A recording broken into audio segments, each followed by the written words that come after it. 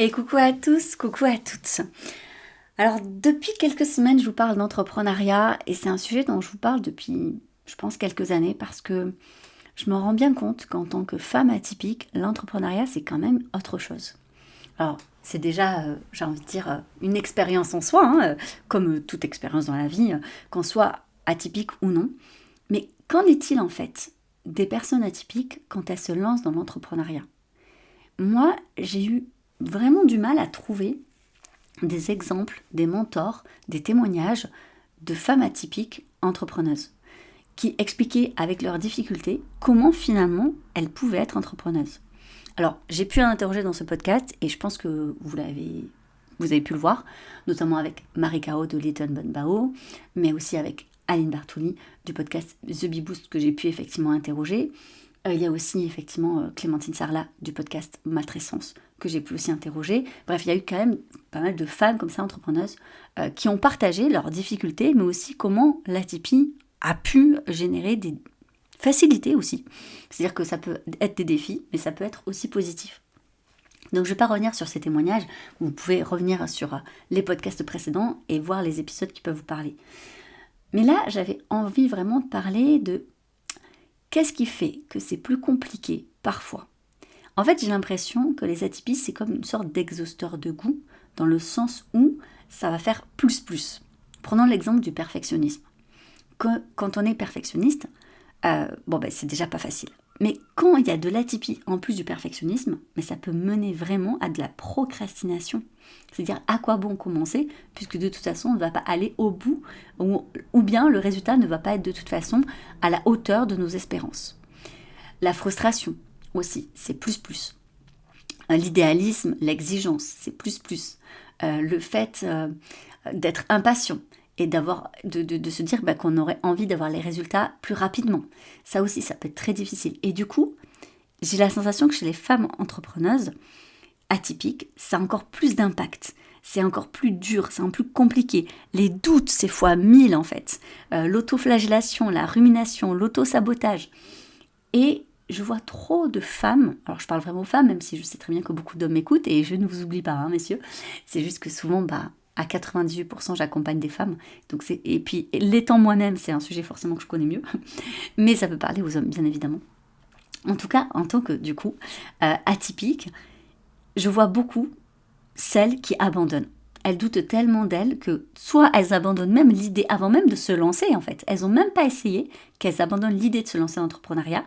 Soit, au bout de 1, 2 ans, 3 ans, parfois 4, 5 ans, elles n'ont pas les résultats qu'elles souhaiteraient. Et du coup, en fait, elles se disent que c'est pas la peine, elles sont pas faites pour ça. Donc j'avais envie, dans cet épisode de podcast, de vous parler des croyances qui peuvent vous bloquer. Pour celles qui ont déjà écouté ma conférence sur le sujet, qui est encore disponible jusqu'au 8 mai, n'hésitez pas. Je vous mettrai le lien là en description.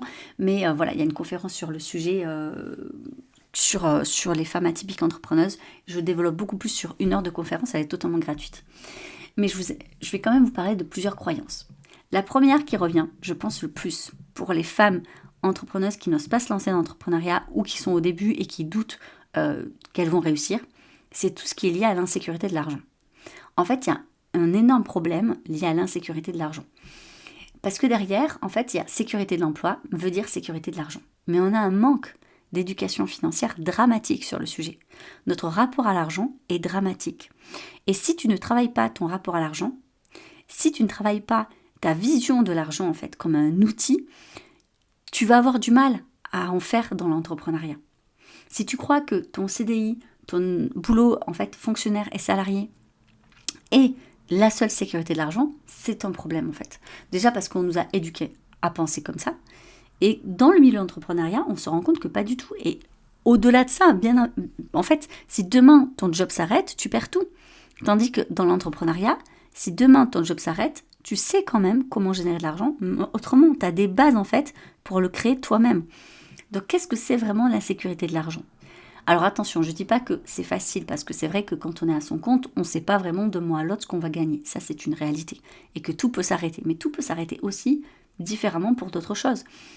Donc, si tu es vraiment bloqué par rapport à ça, si l'argent est une véritable angoisse, ça va être très difficile pour toi, effectivement, de te lancer dans l'entrepreneuriat. Mais bonne nouvelle, ça se travaille en fait. Et tu peux développer une vraie éducation financière. J'avais déjà fait des épisodes de podcast aussi à ce sujet. Il y a une autre peur qui revient souvent, c'est tout ce qui est lié à l'administratif. Parce que peut-être que derrière, il y a chez les femmes la peur des chiffres, des maths, de mal faire, de ne pas savoir s'y prendre. Mais les personnes qui ont si peur de ça, de l'administratif, et c'est une vraie peur, il y en a qui vraiment pour le coup sont totalement bloquées. J'ai envie de leur demander, est-ce qu'elles ont essayé, genre vraiment essayé à s'y mettre, ou est-ce que vraiment avoir la paperasse, elles ont déjà des boutons d'urticaire. Est-ce qu'elles ont tenté de trouver du soutien? Parce qu'en fait, dans le milieu de l'entrepreneuriat, il y a une grande solidarité dans tout ce qui est en lien avec l'administratif.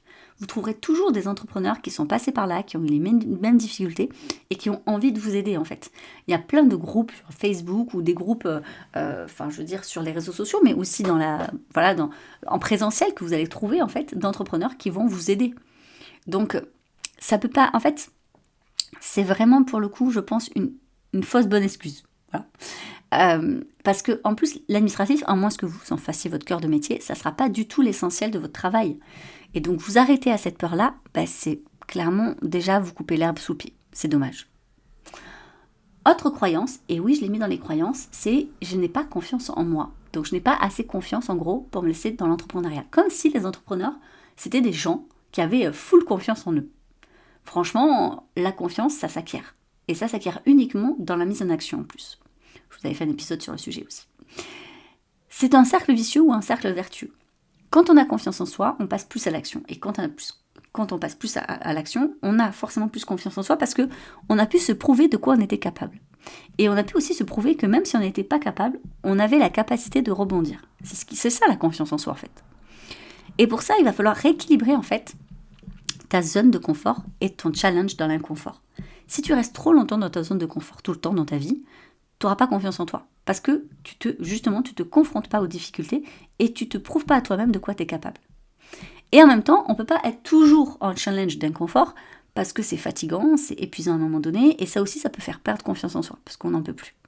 Donc il faut trouver cet équilibre entre zone de confort et challenge d'inconfort. Donc demande-toi si tu as trouvé le bon équilibre. Parce que régulièrement, il faut faire des mises à jour de ça aussi. L'importance de l'entourage. Dans la confiance en soi, ça joue beaucoup. Si autour de toi, tu as des gens qui doutent de toi, qui te critiquent souvent, genre c'est de l'humour, mais derrière, sous couvert d'humour, en fait, ils font passer des messages pas top, en fait. Toi, tu vas faire ça, vraiment? Oh là là, comment ça fait?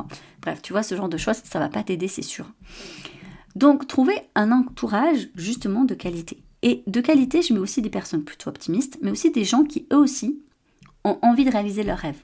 Pas forcément dans l'entrepreneuriat, parce que, peut-être qu'autour de toi, tu n'auras pas des personnes entrepreneuses, mais peut-être que ce sont des gens qui sont eux-mêmes, en fait, sont elles-mêmes sorties de leur zone de confort pour réaliser un grand rêve.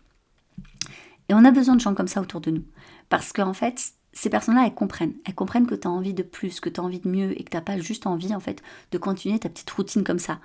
Parce que si tu es entouré que de personnes, en fait, qui n'ont jamais fait ça, qui n'ont jamais tenté d'aller au-delà de leur zone de confort, ils vont te tirer vers le bas. Ils vont te dire, mais pourquoi t'as déjà un CDI, tu gagnes assez bien ta vie, mais pourquoi t'as envie de t'embêter avec ci, avec ça? Enfin, ça va vraiment pas t'aider, bien au contraire. Donc tu peux aussi sinon trouver des groupes d'entrepreneurs, il y en a plein, où tu peux te faire accompagner. Moi je sais que j'accompagne beaucoup d'entrepreneurs et d'entrepreneuses, et tu sais actuellement qu'il y a la formation justement femmes entrepreneuse atypique qui est accessible jusqu'au 7 mai avec 6 lives avec moi où justement je vais vraiment travailler ton mindset et t'aider à mieux t'entourer et à mieux te comprendre et justement à te soutenir dans l'entrepreneuriat. Donc tu peux aussi te faire accompagner. Donc tu peux faire cette formation bien sûr, mais tu peux en faire d'autres bien évidemment. Donc la confiance, ça se travaille. Autre croyance, le manque de discipline. Beaucoup de personnes pensent que pour réussir dans l'entrepreneuriat, il faut être discipliné. C'est vrai, bien sûr. Mais la discipline, déjà, ça s'apprend. C'est un processus progressif. Il est important de se fixer des objectifs, en fait, atteignables pour pas justement être démoralisé. Et il faut identifier là où c'est compliqué. Tu vas devoir aussi suivre un plan d'action. Et c'est quelque chose que je vais t'aider justement dans la formation FEA, donc formation d'entrepreneuse atypique. C'est créer un plan d'action personnalisé par rapport à toi. Et puis surtout, c'est comprendre que la discipline, c'est pas genre, c'est bon, je mets un coup de pied au cul et j'avance. Souvent, on nous vend et on nous survend ça sur les réseaux sociaux, que les gens disciplinés, c'est parce qu'ils savent, en gros, se booster, se mettre le fameux coup de pied au cul. Pas du tout. En fait, c'est quand on s'intéresse aux études en psychologie sociale, la discipline, ça vient de la motivation, de l'envie, de la confiance en soi, de l'optimisme et de l'espoir. Ça vient de tout ça. Donc, bonne nouvelle, si justement tu es motivée pour être entrepreneuse, si tu sais pourquoi tu es motivée, si tu as envie d'y aller, si tu as confiance dans la possibilité d'y aller et que tu as envie de passer à l'action, que tu entoures de personnes optimistes, ça va développer ton espoir et donc la discipline va venir. En fait, la discipline, c'est ça. Autre point, des fois, et une autre croyance qui peut te bloquer à te lancer dans l'entrepreneuriat ou à poursuivre, c'est tout ce qui est lié à la peur de la concurrence. En réalité, derrière, je pense que c'est plutôt une dépendance au regard des autres. Et là, je t'encourage plutôt à te concentrer sur ton propre chemin. On le dit et on ne le répétera jamais assez, mais on ne compare pas son niveau 1 à un niveau 12 de quelqu'un d'autre. Et quand on dit ça, je pense qu'il y a des fois une part de soi, et c'est l'ego qui réagit, de dire « Ah mais ça va, je suis pas au niveau 1, je suis pas si nul et tout ». Mais on n'a jamais dit ça. Peut-être que tu es au niveau 12 ou 120 dans un autre domaine de ta vie par rapport à d'autres personnes en fait. Je veux dire, déjà on n'a pas tous le même âge, pas tous les mêmes expériences de vie, et on n'a pas tous mis en fait notre énergie dans les mêmes priorités en fait. C'est donc de te comparer sur un truc où par exemple, je sais pas, quelqu'un, ça fait 20 ans qu'il est entrepreneur et toi tu commences, en fait, te compare pas, c'est pas possible. Ou bien si tu te compares, utilise la concurrence comme une motivation, d'avoir un ego positif. L'ego qui dit, si quelqu'un d'autre l'a fait, moi aussi je peux le faire, qu'est-ce que je peux améliorer, si quelqu'un me fait concurrence, ça veut dire que peut-être que j'ai des choses à améliorer en fait. Et donc, voilà, je vais essayer de m'améliorer, tu vois. Et puis, concentre-toi plutôt sur toi, ta valeur ajoutée. Au lieu de regarder tout le monde, ce que font les autres, regarde en quoi toi, t'es différente, plus originale, peut-être plus créative, plus atypique, voilà. C'est ce qui fait que ça va fonctionner. Moi, des podcasts sur les atypies, il y en a plein d'autres en fait, en réalité. Il n'y a pas que potentiel, il y en a plein d'autres. Qu'est-ce qui fait que les gens, ils écoutent plus peut-être les miens que quelqu'un d'autre ? C'est ça qui va être intéressant pour moi. Quelle est ma plus-value en fait ? D'ailleurs, n'hésite pas à me le dire en commentaire. Pourquoi tu écoutes mon podcast ? Autre croyance qui peut être compliquée, c'est les personnes qui disent « moi je crains la solitude ». Et c'est vrai, il faut le dire, quand on est entrepreneur, on peut souffrir de solitude. Mais qu'est-ce qui vous oblige à être seul ? En fait, ce que j'aime, moi, dans l'entrepreneuriat, tu vois, c'est que c'est une solitude qui est choisie. C'est-à-dire que oui, je passe la plupart de mon temps, clairement, chez moi, devant mon ordinateur, comme à cet instant où j'enregistre l'épisode de podcast. Mais est-ce que je passe toute ma vie toute seule ? Non, déjà, j'ai 4 enfants, alors je peux te dire que je me sens jamais vraiment toute seule, puisque pendant que j'enregistre, ils sont en vacances, là, donc en fait, je les entends. Mais sinon, en fait, je peux aussi, tout simplement, en fait, je sais pas, aller dans des groupes d'entrepreneurs, il y en a dans toutes les villes, sur Internet, on peut en trouver aussi dans des associations, on peut aller dans des masterminds, moi je propose des masterminds, le prochain est en septembre d'ailleurs, et voilà, elles se font un petit réseau entre elles en fait, et ça crée des liens. On peut faire du mentorat aussi, on peut se faire coacher, il y a plein de coachs business, bref, tu peux aussi aller à la rencontre des entrepreneurs, tu peux aller à des événements, des formations, bref, en fait, qu'est-ce qui t'oblige à être seul ? Et c'est trop bien parce que quand tu as besoin d'être seul en général, tu peux. Et quand tu as besoin d'aller à la rencontre de gens, de créer un réseau, de discuter, tu peux aussi en fait. Tu vois, tu n'es pas obligé comme dans un boulot un peu de salarié ou fonctionnaire. Enfin voilà, j'ai rien contre les salariés et le fonctionnariat. Il y a avantages et inconvénients dans tous les cas, on est d'accord, et c'est pas une comparaison. Mais je veux dire, j'ai connu en tant que salarié le fait de travailler en open space, j'ai connu le fait d'être obligé d'aller à des réunions ou avec des gens que j'avais pas spécialement envie de voir et d'avoir la sensation de perdre mon temps. Bref, tout ça, j'ai connu et je sais à quel point ça m'a saoulée en fait, vraiment. De voir toujours les mêmes collègues pendant des années, voilà, et même si je les aimais bien, parfois en fait, ça me gavait en fait. Et ce que j'aime dans l'entrepreneuriat, c'est que justement, j'ai pas une déperdition d'énergie à avoir une charge sociale obligatoire, tu vois, cette charge mentale qui est sociale en fait, à dire bonjour, de ça. Là non, j'ai une solitude qui est choisie et quand je n'ai pas envie d'être seule, je peux aller à la rencontre d'autres entrepreneurs facilement. Autre croyance que beaucoup de femmes entrepreneuses ou celles qui souhaitent se lancer en entrepreneuriat ont, c'est que je ne sais pas me vendre, donc l'entrepreneuriat n'est pas fait pour moi. Là, la question, et c'est tout un module d'ailleurs dans la formation FEA, c'est mais je me questionne, qu'est-ce que vous vendez ? Est-ce que vous vendez vous ? Vous vendez votre corps ? Vous vendez quoi en fait ? Parce que reste toi-même en fait. Ce que tu vends, c'est souvent un service ou un produit. Donc en fait, au lieu de te concentrer sur toi, là, arrête de te décentre de toi en fait. Arrête de te recentrer tout le temps sur toi, sur tes peurs. En fait, derrière, c'est je sais pas me vendre, je sais pas parler de moi. Mais, alors déjà, ça s'apprend. Mais surtout, si tu restes toi-même authentique, honnête, le but, c'est pas de convaincre les gens. Tu vois, pour reprendre la phrase de Thomas d'Azincourt que j'aime beaucoup, et que j'avais eu d'ailleurs dans le podcast aussi, Il dit personne n'aime être un con vaincu. Donc tu as compris le jeu de mots, hein, quand tu es attaché ou pas attaché, convaincu. Personne. Donc essaye, ne convainc pas. Vendre, c'est faire une proposition. Je propose, l'autre dispose. Voilà, tout simplement. Donc arrête de te centrer sur toi, décentre-toi sur toi et de tes peurs, et vois la vente comme quelque chose de généreux. Par exemple, là, moi je vous parle de la formation entrepreneuse atypique. En fait, je ne suis pas en train de me dire qu'est-ce qu'elles vont penser, est-ce que je suis assez légitime, est-ce que je suis trop ceci, est-ce que j'en parle trop, est-ce que je ne vais pas passer par une vendeuse de tapis. Mais peut-être que certains d'entre vous le penseront. Peut-être. Bon eh ben voilà, je ne peux pas empêcher les gens de penser ce qu'ils veulent. Mais moi, je me concentre sur cette formation. Formation que j'ai créée, en fait, avec toutes mes années d'entrepreneuriat. Et c'est une formation que j'aurais rêvé avoir il y a quelques années, qui m'aurait fait gagner un temps de fou, en fait. J'ai tellement galéré, j'ai tellement douté de moi, je suis tellement allée chercher, en fait, à droite, à gauche, plein de choses, notamment sur le marketing éthique. C'était tellement la galère.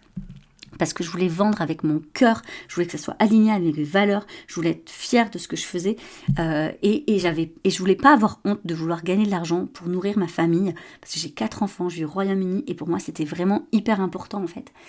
Et en fait tout ça, j'ai eu du mal à le trouver et j'aurais adoré que quelqu'un en fait me parle d'une formation, comme là je vous le fais, d'une formation qui me convienne à moi. Ça veut pas dire qu'elle convient à tout le monde, mais voilà, qui prend en considération tout ça, mes valeurs, mon atypie, ma sensibilité, mon envie quand même de faire de l'argent tout en étant alignée, ma difficulté en fait à parler aussi de moi parce que je viens du milieu psychosocial et donc forcément me vendre ça me paraît, c'est très très très mal vu dans notre domaine à moi en fait. Donc comment on fait ça? En fait j'aurais adoré avoir cette formation là et j'aurais bien aimé que quelqu'un en fait parle de cette formation parce que tu peux avoir le meilleur service et produit, si tu ne parles pas de ce que tu fais, les gens ne peuvent pas le deviner. Et j'aurais adoré en fait que quelqu'un ose se mettre en avant et dire moi j'ai une formation pour les femmes entrepreneuses et atypiques qui justement en fait ont envie de se lancer dans l'entrepreneuriat ou de réussir dans l'entrepreneuriat, qui va avoir des clés pour justement aller plus vite, pour bien comprendre ce que c'est, ce que ça n'est pas, comment on développe un bon état d'esprit, quels sont les outils qu'on peut utiliser, comment en fait on peut travailler son rapport à l'argent, comment on peut trouver un équilibre entre sa vie professionnelle et sa vie de maman, enfin en tout cas sa vie personnelle. J'aurais adoré en fait. Et je me dis là c'est gagnant-gagnant. Parce que si moi je recherche quelque chose et que quelqu'un en fait le propose, c'est super en fait. Donc c'est ça vendre, tu vois. Et quand on le voit autrement, c'est positif, tu vois. Ensuite, je pense que une des croyances qui est la plus compliquée aussi, c'est que l'argent rend mauvais en fait. J'en reviens sur l'argent, mais si vous faites partie de ces gens qui, à chaque fois, sont mal à l'aise quand on parle d'argent, qui n'osent pas dire combien elles gagnent, combien les autres gagnent, ou bien qui ont des réflexions un peu du style « Ah ben ça va, dis donc, elle se fait pas chier celle-là, elle se fait pas mal de fric », ou bien ça va, il y en a qui ont la vie tranquille ». En fait, ça veut juste dire que tu es hyper mal à l'aise avec l'argent. Et je suis désolée de te dire, mais l'entrepreneuriat, il faut quand même travailler son rapport à l'argent, genre vraiment. Parce que déjà, je sais pas d'où vient des fois des stéréotypes qu'on a, surtout en France, du riche égoïste et du pauvre généreux. On le voit beaucoup dans les films, les séries, tout ça, mais je pense qu'il faut arrêter de blâmer l'argent pour les comportements nuisibles. C'est parce que ça revient à éviter la responsabilité personnelle des gens. Croire que c'est l'argent qui est responsable, alors qu'en fait, je suis désolée, mais plutôt, en fait, comment dire, l'argent, elle peut mettre en valeur la personne. Elle peut mettre en valeur les valeurs et les priorités de la personne. Et après, c'est très subjectif, hein, mais on peut avoir un impact aussi positif avec l'argent, tu vois. Donc, je pense que c'est important de comprendre que c'est comme un marteau, ça peut être utilisé pour construire une maison ou bien pour détruire. En fait, l'argent, c'est qu'un outil. Donc, tant que tu n'auras pas compris ça, tu auras du mal aussi à générer de l'argent. Je vois trop d'entrepreneuses qui, justement, doivent travailler leur rapport à l'argent parce que c'est ce qui explique pourquoi, malheureusement, depuis en fait 1 an, 2 ans qu'elles sont lancées, elles ont à la fois le pied sur l'accélérateur, à la fois le pied sur le frein. Et c'est ce qui fait que ça n'avance pas. Alors, en fait, la voiture qui représente le business ne peut pas avancer, ne comprend pas si vous voulez accélérer ou ralentir. Donc, il y a tout ça, en fait, qui va être important à comprendre. Bref, je ne sais pas si ces croyances t'ont parlé, mais si c'est le cas, sache que tu n'es pas la seule, que c'est normal, que moi aussi je les avais toutes. Et que malgré le fait que je les avais vraiment toutes, parce que toi peut-être tu les as pas toutes, hein, mais vraiment toutes, je les ai beaucoup travaillées, je les ai beaucoup, justement, j'ai beaucoup développé un état d'esprit différent Et ça m'a permis d'en arriver là. Ça m'a permis vraiment aujourd'hui d'être totalement à l'aise en fait. Et je vis bien avec mon travail, je me sens alignée, je suis contente le matin, tu vois, quand je me réveille parce que je sais que mon travail a du sens, que ça a du sens pour moi, que ça a du sens pour les gens que j'aide. Est-ce que ça a du sens pour tout le monde? Absolument pas. Mais est-ce que je souhaite que ça ait du sens pour tout le monde? Absolument pas. Donc est-ce que parfois quand les gens me disent « Ah ben moi, ça me parle pas, c'est nul, je sais pas », ben d'accord, très bien, tout ce que je peux te souhaiter et vraiment du fond du cœur, c'est que tu trouves ailleurs quelque chose qui va te parler en fait. Mais est-ce que je dois m'arrêter pour autant de travailler parce qu'il y a des gens à qui ça parle pas? Absolument pas, en fait. Parce que je sais que parmi vous, il y a des gens, et tous les jours, et c'est heureusement que tous les jours, d'ailleurs, j'ai des retours comme ça, sinon je pense que j'arrêterai. Mais tous les jours, j'ai des super retours de gens qui me remercient pour mon travail, que ça soit sur les réseaux sociaux, le podcast, pour mes ateliers, mes formations, pour ce que je propose en fait, pour mes livres, enfin... Tous les jours, il y a des gens qui me disent « mais merci, en fait, ça m'a parlé, ça m'a aidé ». Et je me dis « mais c'est pour elle, en fait, que je travaille ». Ça a du sens pour moi, ça a du sens pour elle. Et j'ai la sensation, finalement, d'apporter quelque chose de positif à ce monde, en fait. Est-ce qu'il y a des gens qui penseront le contraire? Oui, c'est sûr. Mais en fait, on ne peut pas plaire à tout le monde.